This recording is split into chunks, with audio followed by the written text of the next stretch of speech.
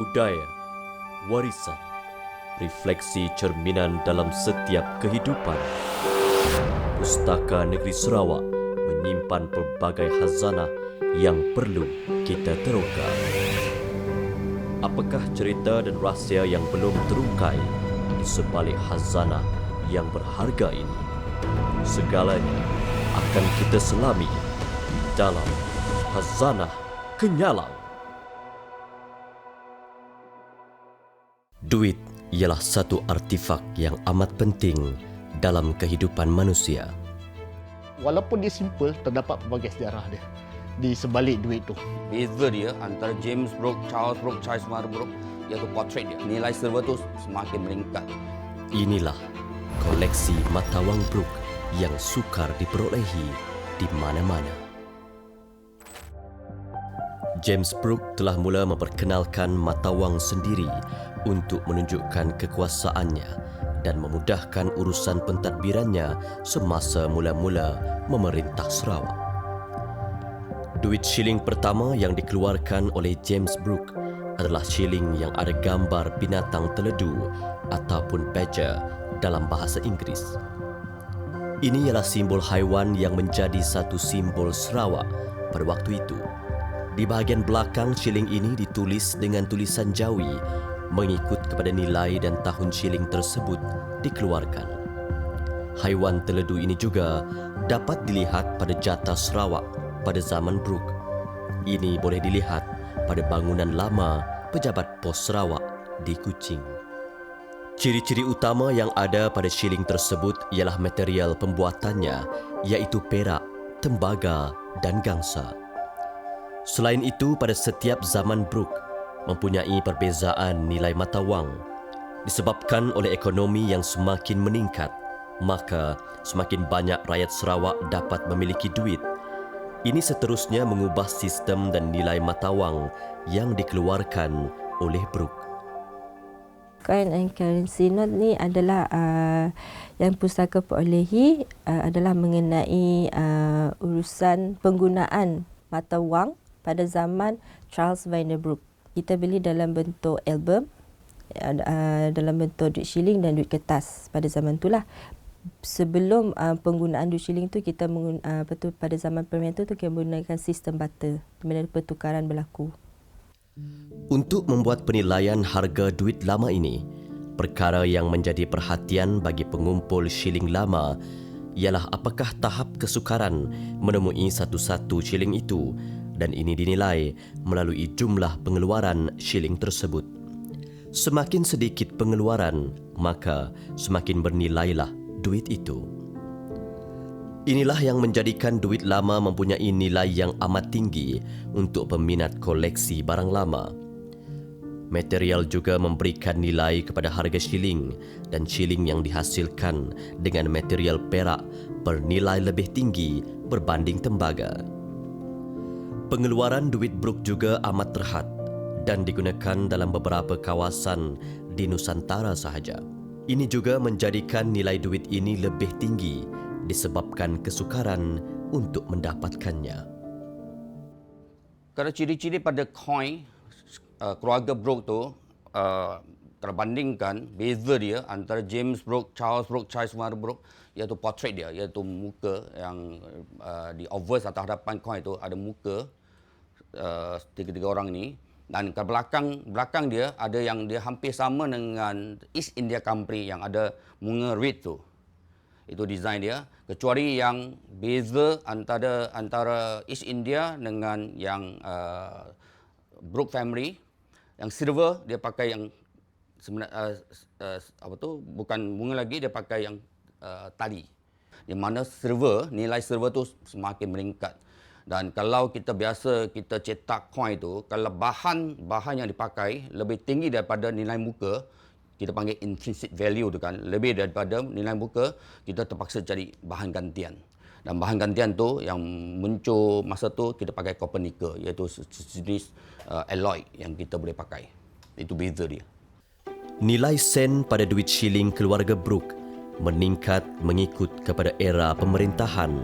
Zaman James Brooke telah ada nilai 1 sen, tetapi kemudian pada zaman Prajah ketiga nilai 50 sen telah diperkenalkan. Pengeluaran duit kertas pada zaman James Brooke belum wujud lagi. Disebabkan oleh itu, James Brooke tidak mempunyai duit kertas untuk rakyat jelata. Namun begitu, terdapat beberapa cetakan yang dibuat tetapi lebih kepada simpanan peribadi James Brooke. Charles Brooke yang mula memperkenalkan cetakan duit kertas kepada penduduk Sarawak. Kalau too new to be true, coin itu terlalu baru. Walaupun dah dalam edaran dah hampir 80 tahun, kita dapat coin itu macam baru dicetak semalam tu. Terlalu bling, orang kata bling-bling, cantik-cantik tu, macam tak ada hinggap apa-apa kotoran tu, itu kita kena jaga sikit. Itu too new to be true. Lepas tu, too cheap to be true. Terlalu murah. Misalnya saya kata 50 sen tu sekarang dah 2-3 ribu. Lepas tu ada orang tawayu yang ini saya jual 600 ringgit. Jadi awak kena tengok sama ada dia mungkin ada lubang, orang dah tutup lubang tu, dah di repair, atau memang coin tu, sebiji tu memang palsu. Sebagai pengumpul yang sudah berpengalaman, sudah pasti perkara yang menjadi keutamaan bagi Dixon ialah untuk menjadikan minat mengumpul ini lebih fokus kepada satu-satu tema. Ini akan membantu agar mereka yang baru-baru ingin berjinak dalam pengumpulan duit lama ini dapat meneruskan minat untuk tempoh yang lama. Pustaka juga tidak kurang dalam mempunyai koleksi duit lama, dan ini sudah pasti boleh menjadi pintu pengenalan kepada mereka yang ingin mengumpul duit lama, malah amat digalakkan kepada mereka yang berminat untuk mengetahui sejarah lama di Sarawak.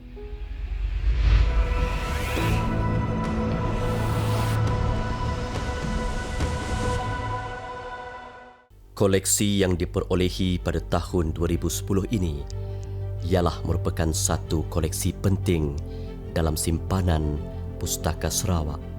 The stamp used in Sarawak for sending mail were from the Indian settlement. Inilah first mail cover. Koleksi ini telah diperolehi pada tahun 2010 oleh Pustaka Sarawak. Ini merupakan first cover untuk Raja James Brooke pada tahun 1869. Dari sini kita dapat melihat usianya sudah menunjukkan kepada kita bahawa ini ialah koleksi tinggalan lama zaman pemerintahan Brooke. Sampul surat ini merupakan surat menyurat antara pemimpin pada masa itu dalam pentadbiran mereka.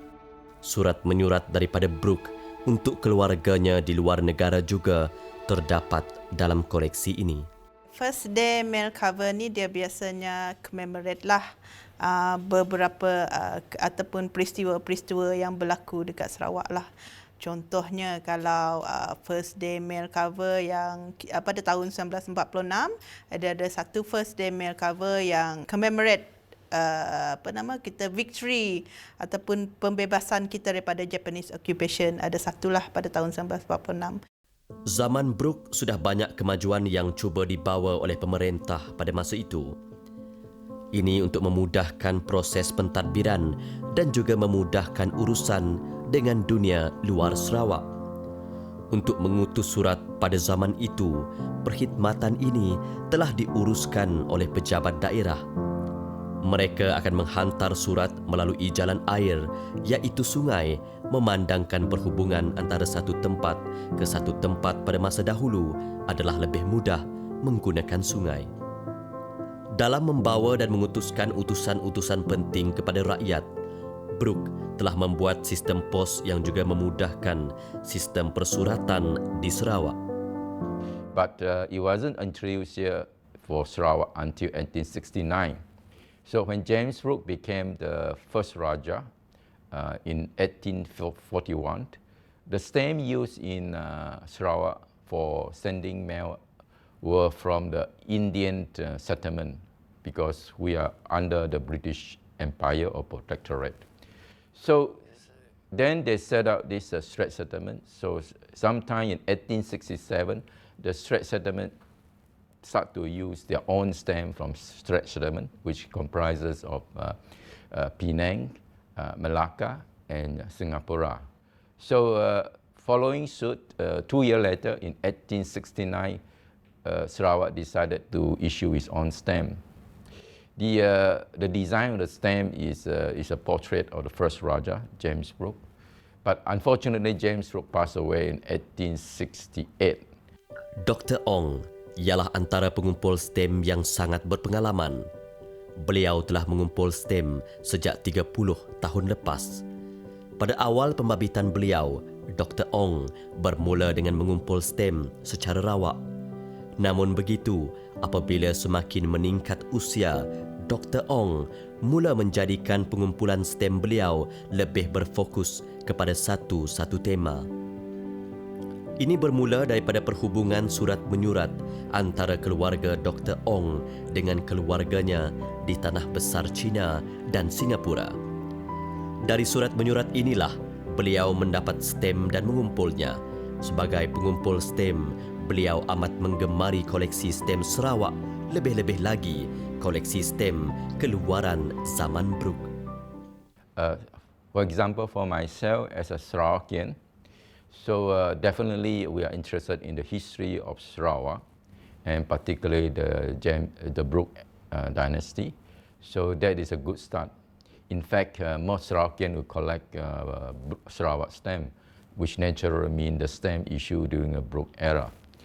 Because before James Brooke came in, there was no stamps, and the mail was sent randomly through Kapitan Kapal. They just deliver the mail for you for some charges. So the first stamp was issued in 1840 in the United Kingdom. Nilai stem itu bukan sahaja bergantung kepada kesukaran untuk mendapatkannya. Stem juga akan mempunyai nilai sekiranya stem ini tidak mempunyai cacat celanya. Keadaan sekitar stem haruslah dalam keadaan sempurna, seperti baru.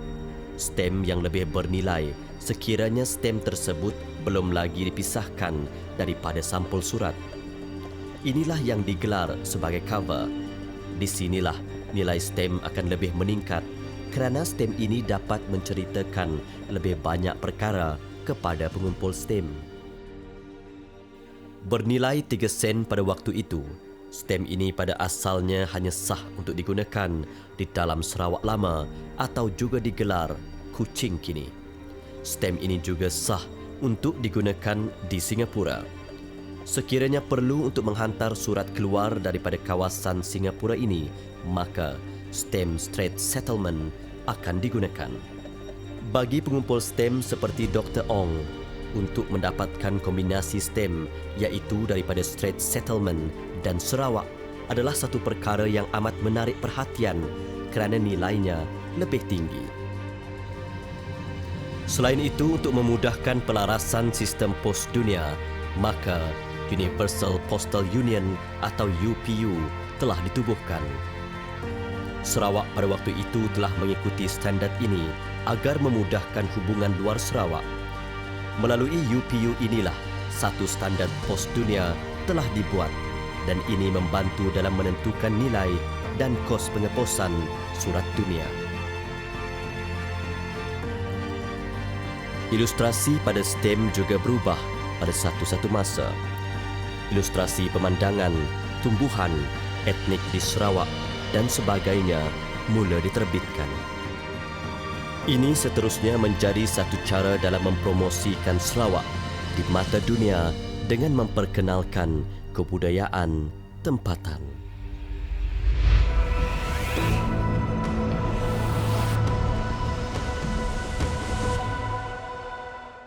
Peta ialah gambar atau lukisan yang menunjukkan sesuatu kawasan di permukaan bumi sebagaimana yang dilihat dari udara.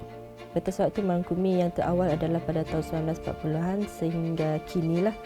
Koleksi yang ada dalam pustaka ini ialah satu koleksi peta lama yang kini sudah sukar untuk ditemui. Mengambil contoh Santubong yang merupakan satu lokasi perdagangan penting di Sarawak pada satu masa dahulu. Pada zaman pemerintahan James Brooke, kawasan utama merupakan Santubong, Lidah Tanah dan Kuching. Brooke mula menguasai Sarawak perlahan-lahan dari Kuching sehinggalah ke Lawas, dan ini seterusnya menyebabkan peta Sarawak yang pada asalnya hanya sekitar kawasan Kuching telah bertambah luas sehinggalah menjadi Sarawak moden yang kita lihat kini. Begitulah hebatnya pengaruh dan bagaimana Brooke telah bergerak menguasai Sarawak dengan bermula hanya satu kawasan kecil milik Brunei dan seterusnya mula mengorak langkah meluaskan pengaruh dari bahagian ke bahagian sehinggalah pengaruh Brunei semakin mengecil. Peta Sarawak yang menjadi koleksi Pustaka Sarawak ini ialah peta pada tahun 1940. Kita dapat melihat dalam peta ini pembahagian pusat pentadbiran yang telah dilakukan sebelum ini yang merangkumi 5 bahagian. Proses mengambil tanah pentadbiran ini yang bermula dari Kuching berjalan selama 64 tahun. Kisahnya bermula dengan James Brooke yang mula membuat perjanjian dengan Pengiran Muda Hashim pada tahun 1842 dan ditandatangani secara rasmi pada tahun 1846. Ini menyaksikan James Brooke sebagai Raja pertama Sarawak pada waktu itu. Dan apabila kawasan ini Brooke campur tangan, diambil, maka ditandatangan, diserahlah kepada Kerajaan Sarawak. Selepas bahagian ketiga, Brooke meneruskan usaha untuk membesarkan lagi wilayah dia daripada kawasan Bintulu ini terus masuk sehingga Sungai Baram. Dahulu istilah yang dipakai bukan setakat sungai, dia juga panggil batang. Jadi batang Baram itu maksudnya Sungai Baram lah.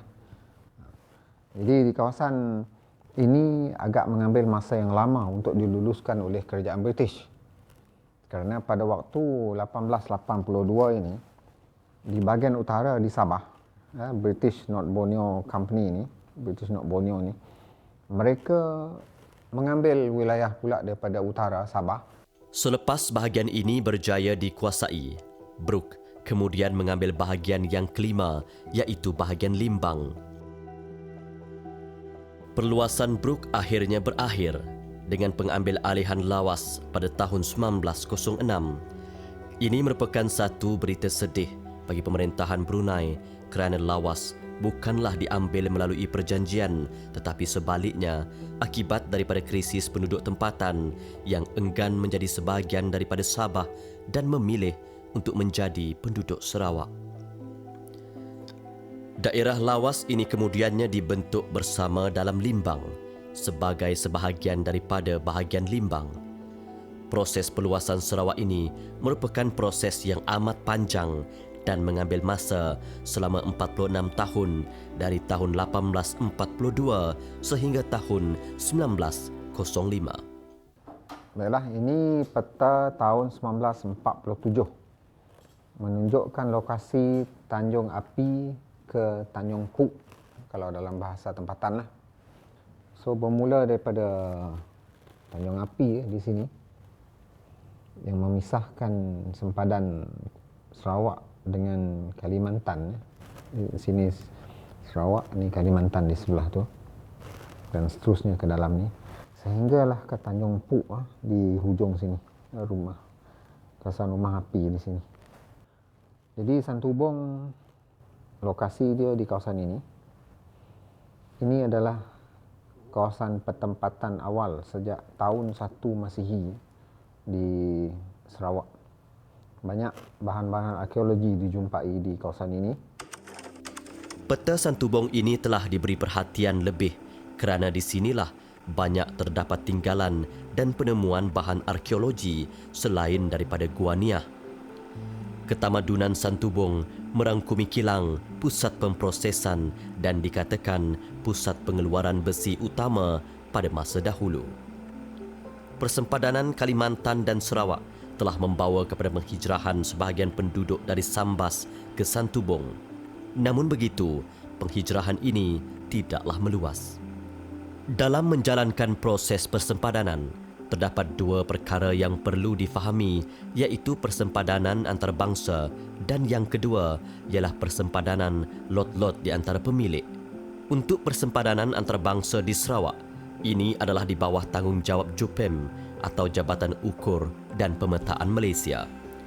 JUPEM jugalah yang bertanggungjawab dalam melakukan pengukuran sempadan antarabangsa antara Indonesia, Brunei, Sarawak dan Sabah.